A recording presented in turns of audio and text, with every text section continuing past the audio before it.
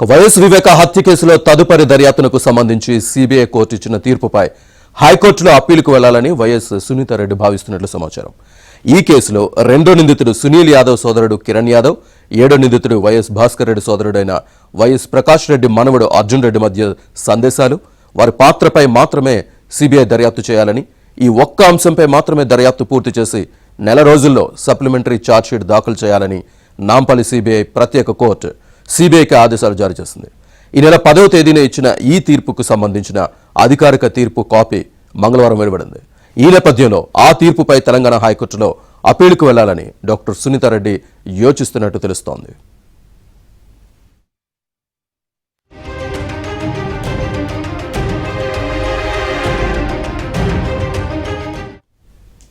అసలు దర్యాప్తు చేయాలా వద్దా అనే విషయాన్ని మాత్రమే కోర్టు నిర్దేశించాలి తప్ప ఎలా చేయాలో, ఎంతవరకు చేయాలో దర్యాప్తు సంస్థకు నిర్దేశించకూడదని నిపుణులు అభిప్రాయపడుతున్నారు. వివేక హత్య కేసులో A8గా ఉన్న కడప ఎంపీ అవినాష్ రెడ్డికి విచారణలో భాగంగా అడిగే ప్రశ్నలను లిఖితపూర్వకంగా ఇవ్వాలని తెలంగాణ హైకోర్టు సిబిఐకి నిర్దేశించగా ఆ తీర్పుపై సుప్రీంకోర్టు మండిపడింది. దర్యాప్తు ఎలా చేయాలో సంబంధిత ఏజెన్సీకి నిర్దేశించకూడదని అప్పటి సిజేఐ జస్టిస్ చంద్రచూడ్ తన తీర్పులో పేర్కొన్నారు.